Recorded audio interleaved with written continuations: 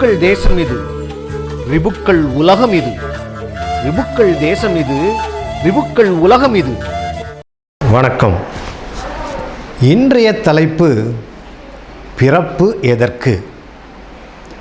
நம்மில் பல பேருக்கு எதுக்கு பிறக்கிறோம், எதுக்கு அல்லல் படுறோம், எதுக்கு மறுபடியும் செத்து எங்கே போகிறோம் எதுவும் தெரியல. நம்மில் பலருக்கு தெரியாது. பலருக்கு இந்த சந்தேகமும் உண்டு.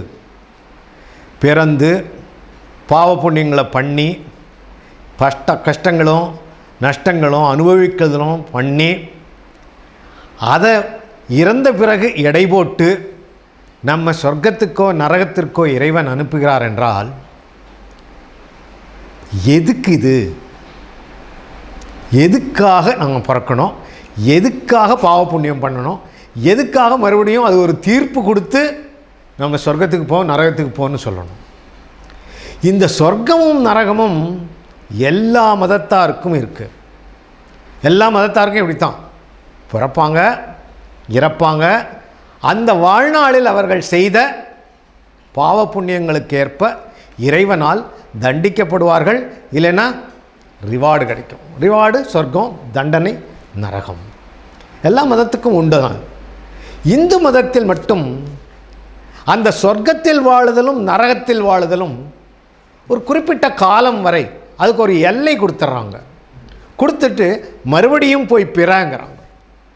மறுபடியும் நீ பிறந்து உழன்று பாவ புண்ணியம் பண்ணி மறுபடியும் நீ அனுபவிக்கணும். ஏன்? அந்த ஏன் என்கிற கேள்வி, சாமிக்கு வேறு வேலை இல்லையா கடவுளுக்கு? இந்த மாதிரி உருட்டி விட்டு வேடிக்கை பார்க்குறாரா? இப்படி பலவிதமாக கிண்டல் செய்கிறதெல்லாம் உண்டு. இந்த ஏன் பிறக்கணுங்கும்போது இந்த இந்து மதத்தில் நீங்கள் பிறத்தல் என்பதும் இறத்தல் என்பதும் இல்லை என சொல்லி இது ஒரு பயணம், நீ ஒரு உடலை விட்டு இன்னொரு உடலுக்குத்தான் தாவுகின்றாய், இப்படியெல்லாம் ஒரு ஆன்மீக விளக்கங்கள் கொடுப்பது உண்டு. அதனால் ஒரு இந்து மரணமடைவதே இல்லை, பிறப்பதும் இல்லை என்று சொல்லிடுறது. உண்டானது ஒவ்வொரு உடல்லையும் பிறந்து பிறந்து மரணமடையதுங்கிறது இல்லாத போயிடுது. அப்போ என்ன நடக்குது? இப்படி பேச தொடங்கிய இந்த நேரத்தில் இந்த சந்தேகங்களுக்கு விளக்கம் கொடுக்கணும்னு நான் ஆசைப்பட்டப்போ எனக்கு இந்த விளக்கங்களை கொடுத்து அருளிய திரு பதஞ்சலி அவர்களை வணங்கிவிட்டு நான் மேலே தொடங்கணும். இதை பதஞ்சலி அவங்களை வணங்கிட்டு தான் நான் இதை தொடங்கிறதுக்கு காரணம். அவர்தான் எனக்கு இந்த தலைப்பையும் கொடுத்து விளக்கங்களையும் டிக்டேட் பண்ணார் வழக்கம் போல். இந்த பிறத்தல் அல்லது இறத்தல்னு சொல்லும்போது பிறக்கும் அந்த உயிர் இறந்த உடனே ஆவின்னு மற்ற மதங்கள் சொல்லும். புனித ஆவி இல்லைன்னா ஆவி. இந்து மதத்தில் நாம் ஆத்மான்னு சொல்லிடுறோம். உயிர் பிறப்பது ஆத்மன். இந்த ஆத்மன் பிறந்து என்னென்ன நடக்குது, பாவ புண்ணியம் எல்லாம் காமன். இறந்து புண்ணியம் அடைகிறது அது காமன். சொர்க்கமோ நரகமோ அதுவும் காமன் தான். இந்த இந்து மதத்தில் இந்த ஆத்மன் பிறக்குதுன்னு சொல்கிறோம்ல, இந்த ஆத்மாவை பற்றி பல பேர் பலவிதமாக பல செய்திகள் கொடுத்துருக்காங்க. அவங்களுக்கு எல்லைக்கு எட்டிய தூரம் அவங்களுடைய எண்ணமும் அவங்களுடைய சிந்தனையும் எந்த எல்லையை தொட்டதோ அந்த எல்லை வரைக்கும் போய் நமக்கு விளக்கம் கொடுத்துருக்காங்க. நிறைய புஸ்தகங்கள் இருக்குது, நிறைய கதாகாலட்சேபங்களில் விளக்கம் சொல்லியிருக்காங்க, எல்லாம் சொல்லியிருக்காங்க. அதிலிருந்து மீறி அதிலிருந்து வித்தியாசப்பட்டு அதைவிட அதிகமாக ஒரு படி உள் சென்று ரகசியங்களை கூற முடியுமா? பண்ணி பார்க்கலான்னு தான் ஆரம்பிக்கிறேன் இன்னைக்கு நான். இந்த ஆத்மான்னு சொல்கிறோமே, அந்த ஆத்மன் உடலை விட்டு வெளியே போகும்போது தனியாக போயிடுதா? ஆத்மா தனியாக போயிடுதா? அப்படின்னா ஆத்மா தனியாக போகிறதில்லை. நான் செய்த பாவ புண்ணியங்களை அள்ளி செல்கின்றது. அப்புறம் அதுக்கு கூட மனம் செல்கின்றது. ஏன் மனம் ஏன் செல்லுதுன்னா, இந்த ஆத்மனாய் அந்த சுரூபத்தில், உடலற்ற சுரூபத்தில், உடலற்ற அந்த உணர்வு நிலையில் அதனால் நினச்சி பார்க்க முடியுது. எண்ணம் இருக்குது, மெமரி இருக்குது, அதுக்குன்னு விதி இருக்குது. அடுத்தது அது இங்கே தான் பிறக்க முடியும், அதுக்கு விதி இருக்குது. இப்படி அதுக்குள்ள நிறைய விஷயங்கள் இருக்குது. ஆத்மனோட கூட போகிறது, நம்ம உடலை விட்டு போவது. அதில் இன்னும் ஒரு முக்கியமான விஷயம், நாம் கற்ற கல்வியும் பெற்ற ஞானமும் கூட போகும், நம்ம கற்றுக்கிட்ட வித்தையெல்லாம் கூட போகும்.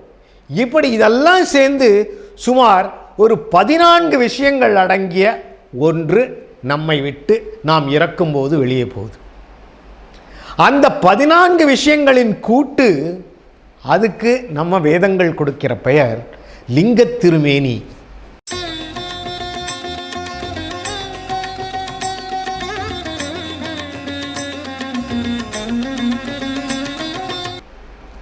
லிங்கத் திருமேனி. இந்த லிங்கத் திருமேனி அந்த யூனிட் இருக்க, அந்த யூனிட்டினுடைய மெஷர்மெண்ட்டு இதெல்லாம் பேசுகிறது தவிர்த்து, இது எந்த மதத்துக்கு சேர்ந்தவங்களாக இருந்தாலும் இது இருக்கத்தான் செய்யுங்கிற சொல்லிட்டு, இதில் இருக்கிற அந்த 14 விஷயங்களை நாம் தனித்தனியாய் ஆராய முடியும், தனித்தனியாய் பிரிக்க முடியும், எடுக்க முடியும், கையாள முடியும். இப்படியெல்லாம் இருக்குது. இந்த ஆத்மனும் அந்த ஆத்மனுடன் சேர்ந்த அந்த 14 விஷயங்களோட நம் சுயமும் தன்தானும் உண்டு. அதை விளக்குவதற்கு முன், அதை விளக்கமாக சொல்கிறதுக்கு முன்னால், அந்த லிங்கத் திருமேனின்னு சொல்கிறோம் பாருங்க, அந்த லிங்கத் திருமேனியில் லிங்கம் என்றால் அடையாளம் என்று பொருள். இப்போ மேனின்னா உடல்னு எல்லாருக்கும் தெரியும்ல, எல்லாருக்கும் தெரிந்த அர்த்தம் மேனி. ஆனால் அகராதி எடுத்து பார்த்தா அந்த மேனிங்கிற வார்த்தைக்கு இந்த ரூட் வேர்டுன்னு சொல்லுவாங்க. ரூட் மின்னல்னு ஆரம்பிக்கும். ஒளி, வெளிச்சம், சுறுசுறுப்பு மேனிக்கு அர்த்தம். இத்தனை அர்த்தம் இருக்குது. அது இல்லாத ஒரு அளவு. என்ன அளவு? சாதாரணமாக வழக்கல் சொல்கிறது இல்லையா, கண்ட மேனிக்கு திங்கிறான்னு. கண்ட மேனிக்கு திங்கிறான்னா அளவு இல்லாத திங்கிறான். அந்த இடத்துல மேனி அளவு. அப்படி பார்க்கும்போது இது எல்லாத்தையும் ஒட்டுக்கா சேர்த்துனா லிங்கம்னா அடையாளம், மேனின்னா வெளிச்சம், சுறுசுறுப்பு, ஒரு அளவு, ஒரு தேஜஸ், காந்தி, இப்படி இதெல்லாம் சேர்ந்த விஷயம். அது என்ன அழகான ஒரு பெயர் கொடுத்துருக்காங்க.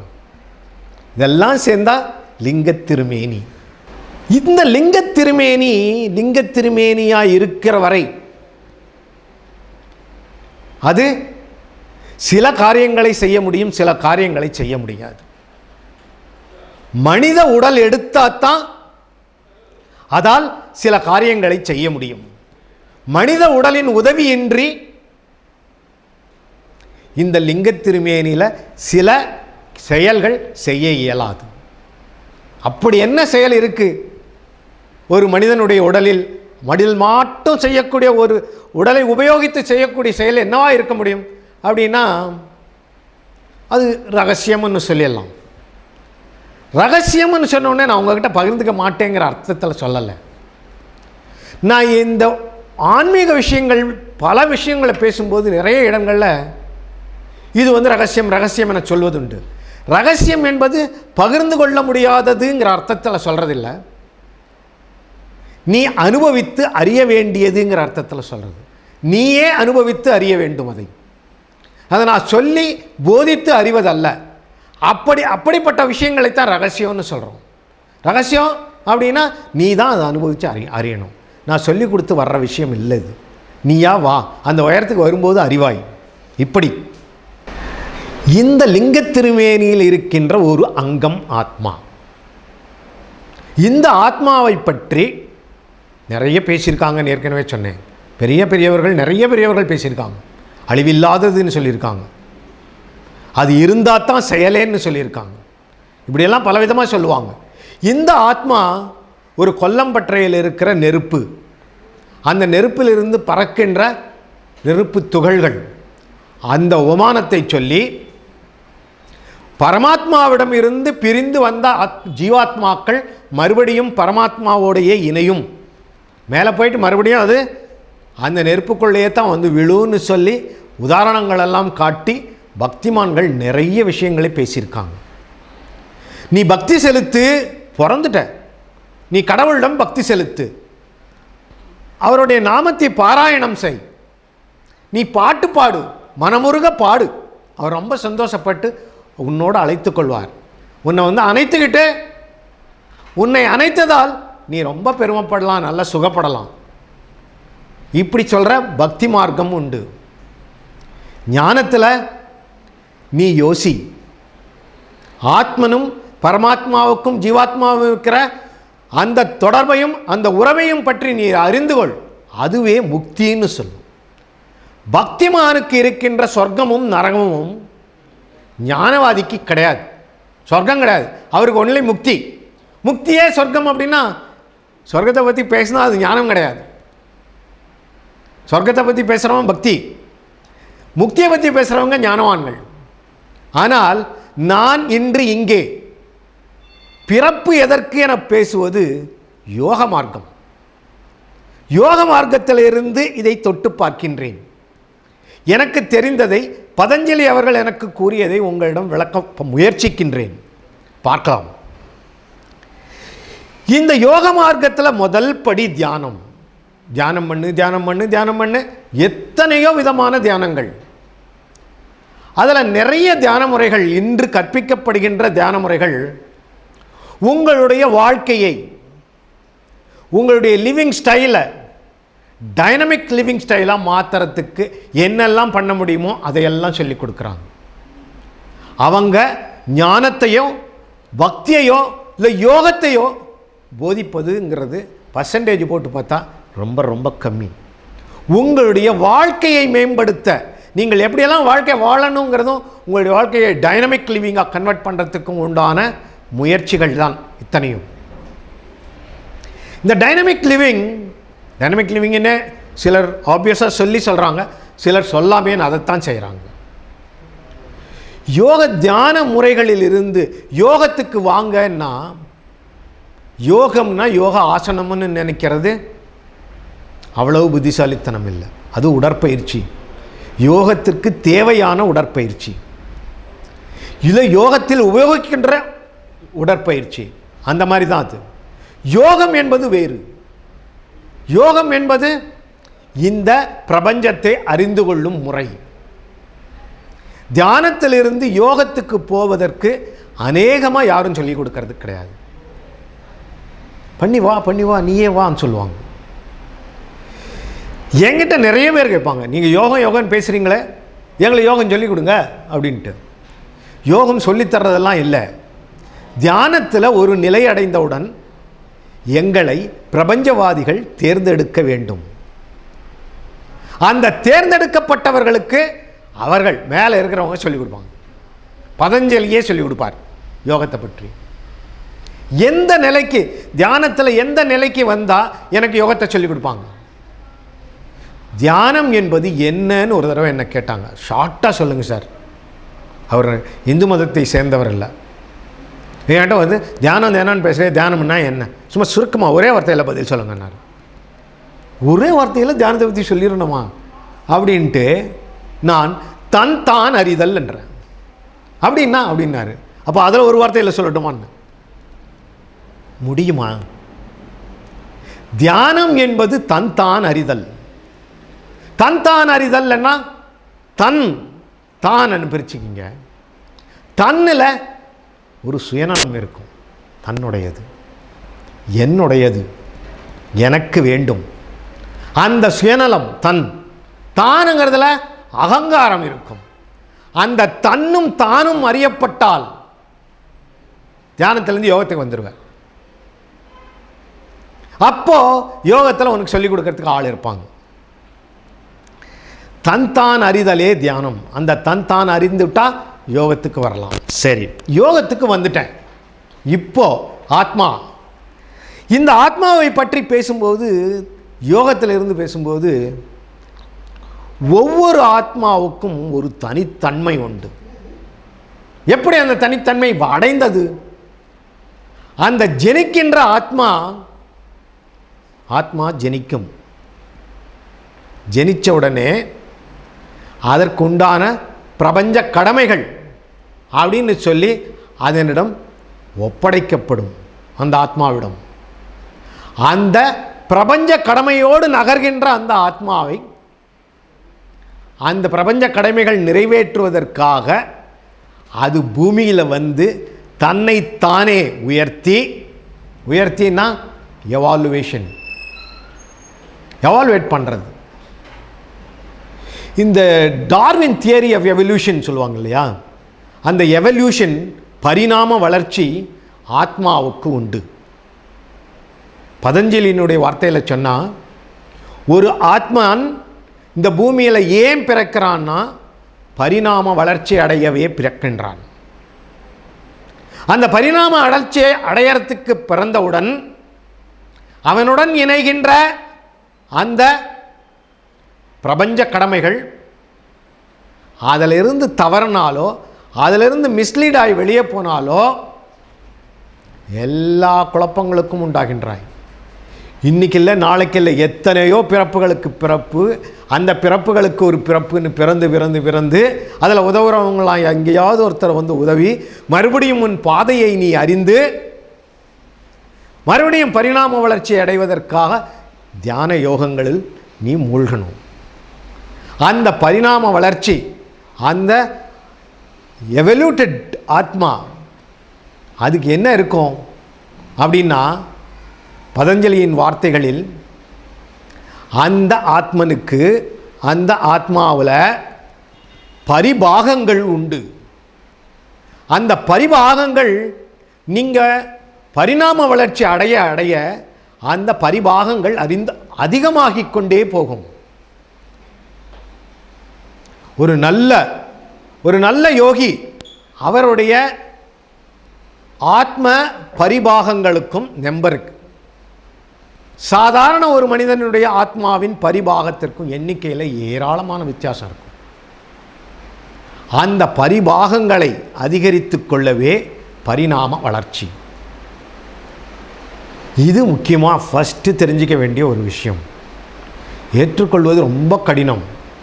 ஏன்னா இதுவரைக்கும் இன்றைய நிலையில் இருக்கின்ற மிக பாப்புலரான தியரிஸ், அத்வைதம், துவைதம், விசிஷ்ட அத்வைதம், இதில் எல்லாமே ஆத்மாவுக்கு பரிபாகம் உண்டுன்றோ, ஆத்மா வளரக்கூடியது என்றோ, பரிணாம வளர்ச்சி அடையக்கூடியது என்றோ சொல்லப்படவே இல்லை. அவங்க சொன்னதெல்லாம் நீ பண்ணுற பாவங்களினால் உனக்கு ஒரு திரை விழும் உன் ஆத்மாவுக்கு, அதனுடைய முழு ஒளி உனக்கு தெரியாமல் இருக்கு. அந்த நீ பளிங்கு போல் ஆனால் அது அந்த ஒளி நல்லா தெரியும் அப்படின்னு சொல்கிறது இல்லாத, கூடவே ஒரு ஆத்மாவை போலத்தான் இன்னொரு ஆத்மாவும், இந்த ஆத்மாவுக்கும் அந்த ஆத்மாவுக்கும் வித்தியாசம் இல்லை என போதிக்கப்பட்டோம். ஆனால் யோகத்தில் ஒவ்வொருத்தருக்கும் வித்தியாசம் உண்டு. ஏன்? அந்த ஆத்மன் பரிபாகமும் பரிணாம வளர்ச்சியை பொறுத்திருப்பதும், அதில் இருக்கிற அவர் கற்றுக்கொண்ட வித்தைகளும், அவர் பெற்ற ஞானமும் கற்ற கல்வியும்,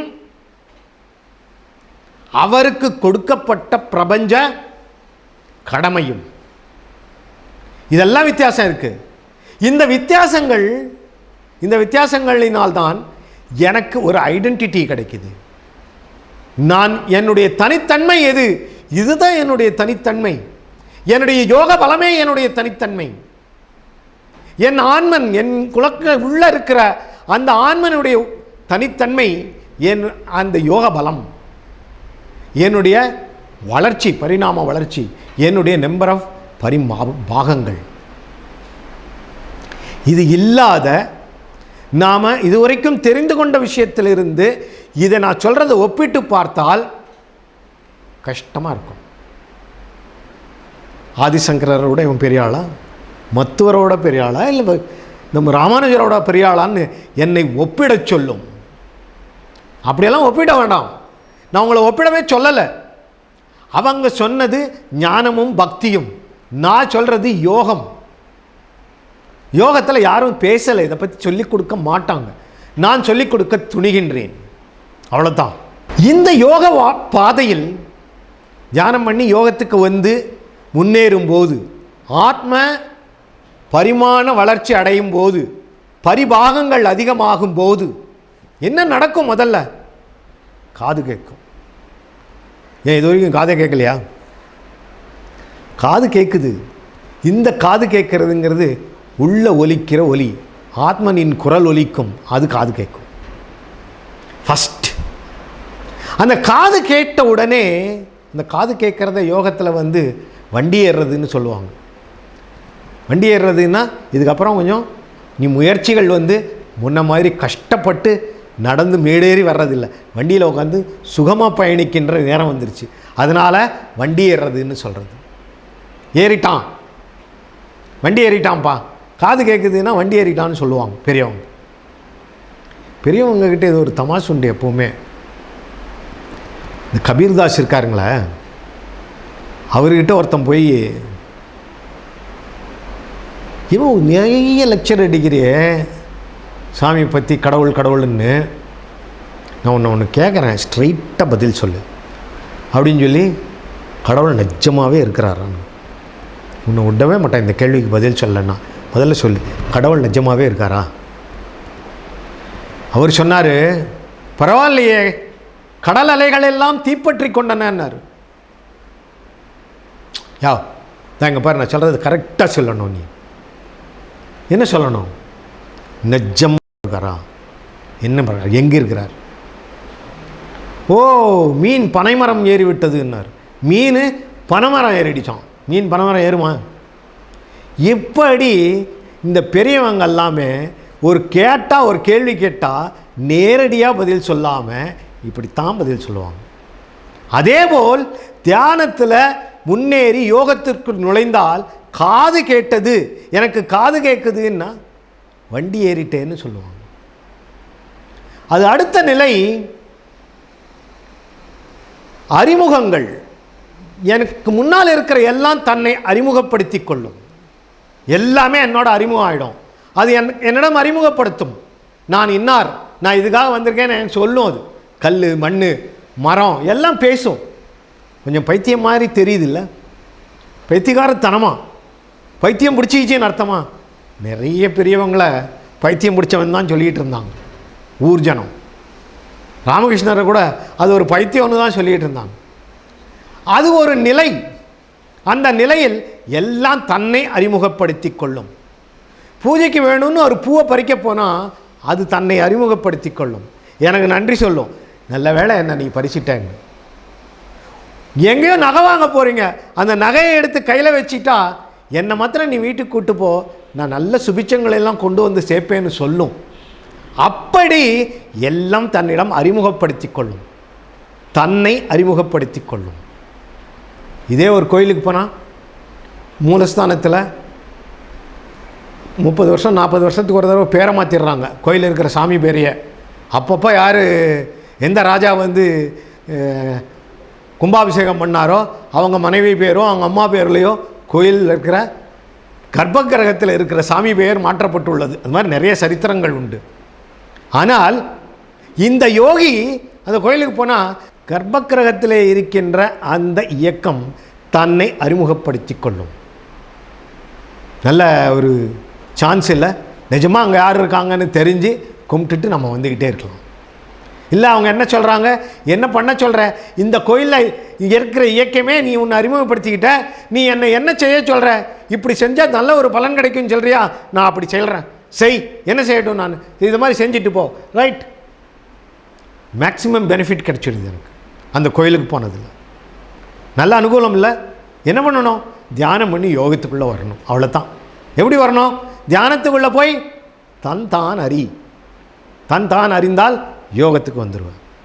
திரு பதஞ்சலி அவர்கள் இந்த பிறப்பு எதற்காகன்னு சொல்லும்போது அவர் டிக்டேட் பண்ண வார்த்தைகள் அவருடைய வார்த்தைகளாய், நான் பிறப்பது ஆத்ம பரிபாகங்களை அதிகரித்து கொள்ள, நாம் பிறப்பது ஆத்ம பரிபாகங்களை அதிகரித்து கொள்ள. அந்த பரிபாகங்கள் ஆத்ம பரிபாகங்கள் என்றால் ஆத்மா அடைந்த நல் வளர்ச்சின்னுங்கிறார். பரிபாகங்களை பொறுத்து ஒரு சாதாரண ஆளுக்கு 5 பாகம் இருக்குது, 4 பாகம் இருக்குன்னா நல்ல யோகிக்கு 100 கணக்கில் இருக்கும். அந்த 100 கணக்கா ஒரு ஆத்மனுக்குள் சென்று இவர் எப்பேற்பட்டவர்னு அறிய ஆசைப்படும் போது அவருடைய ஆத்ம பரிபாகங்களை பார்த்த உடனே ஓ இன்னாரா, இவ்வளோ வளர்ச்சி இருக்கா, கையெடுத்து கும்பிடணும், கண்டுபிடிச்சிக்கலாம். அப்படி கண்டுபிடிக்கக்கூடிய திறமை அந்த பரிபாக எண்ணிக்கைகளுக்குள் அதுக்கு அதிகமாக இருக்கிறவங்களுக்கு இருக்கும். சின்னவனுக்கு இருக்குமா? சின்ன பரிபாகத்தை வச்சுக்கிட்டு பெரிய பரிபாகத்தை பார்க்க முடியுமா? அதிகமான பரிபாகங்களை முடியாது. அந்த நல் வளர்ச்சி, ஆத்மாவின் நல் வளர்ச்சியை எங்கே பார்க்கலாம்? அந்த பரிபாகங்களின் எண்ணிக்கையில் பார்த்து விடலாம். நல் வளர்ச்சினா என்ன சார்? நல் வளர்ச்சிங்கிறது யோக நிலையில் முன்னேறுவது தான் நல் வளர்ச்சி. யோக நிலை என்ன? யோக நிலைன்னா என்ன சார்? அவன் உண்மையை நோக்கி பயணிப்பதே யோக முயற்சி. நீ உண்மையை நோக்கி எப்படி பயணிக்கிறேங்கிறது தான் உன்னுடைய யோக முயற்சிகள் எல்லாம். அதில் எவ்வளோ தூரம் நீ போயிருக்கேங்கிறது தான் பலன். உண்மையை நோக்கி பயணிப்பதுன்னா இந்த பிரபஞ்ச ரகசியங்களை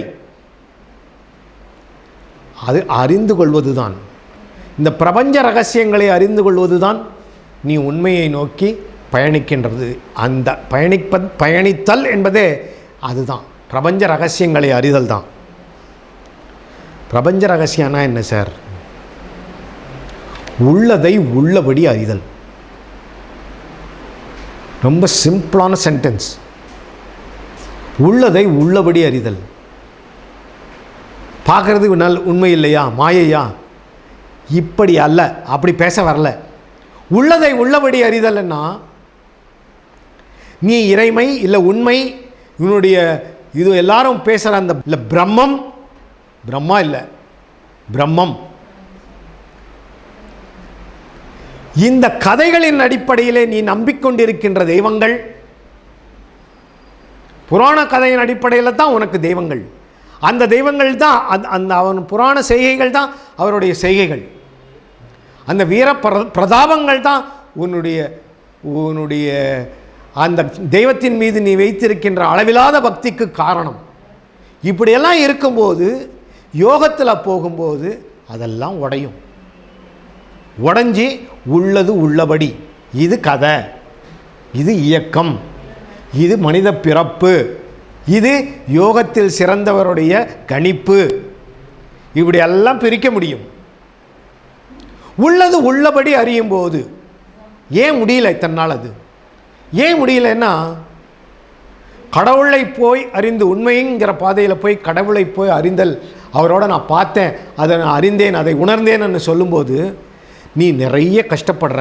நீ ரொம்ப கஷ்டப்பட்டு ரொம்ப திறமை எல்லாத்தையும் நேரம் காலத்திலாம் இல்லாத நீ தியானம் பண்ணி நீ ரொம்ப கடினமான உழைப்பில்லாம் உனக்கு கிடைக்க வேண்டிய விஷயம்.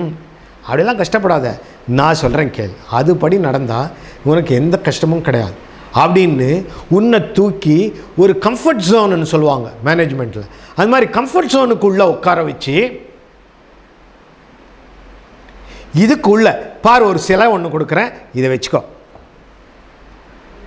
இதுக்குள்ள நீ தேடிட்டு இருக்கிற அந்த பிரம்மம் வந்து நிற்கும். இதுக்குள்ளே இருக்கும் பிரம்மம், எல்லா இடத்துலையும் இருக்குல்ல, இங்கே இருக்குல்ல, அப்போ இதையே கும்பிடு, இது போதும், இதை நினச்சிக்கோ, இது தியானம் பண்ணு, இதில் வந்து நீ பிரார்த்தனை பண்ணு, இதுக்கு பூ போடு, அர்ச்சனை பண்ணு, அபிஷேகம் பண்ணு, எல்லாம் இதுக்கு பண்ணு, அதுக்கே பண்ண மாதிரி. இப்படின்னு நமக்கு நிறைய ஆச்சாரியார்கள் சௌகரியம் பண்ணி கொடுத்துட்டாங்க.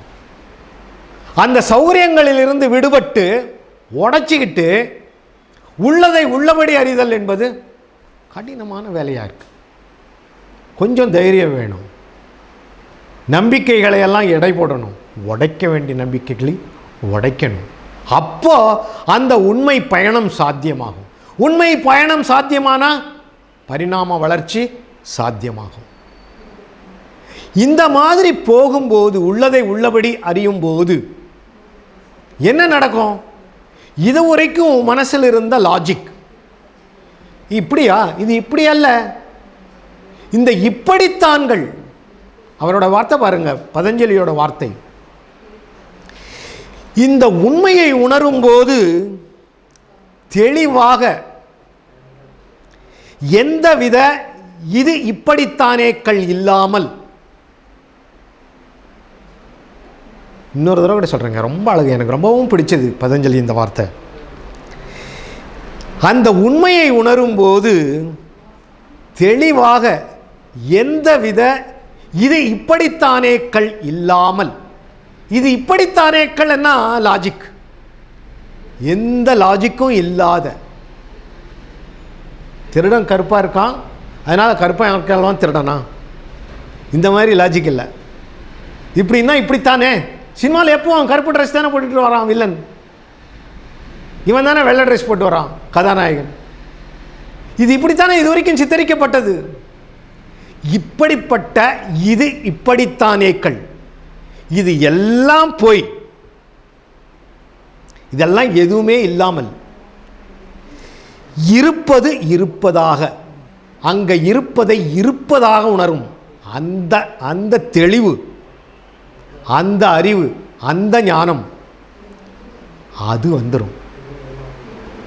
பரிணாம வளர்ச்சி, பரிபாகங்களின் வளர்ச்சி, ஆத்மாவில் இருக்கிற அந்த பயணம், உண்மையை நோக்கிய பயணம்.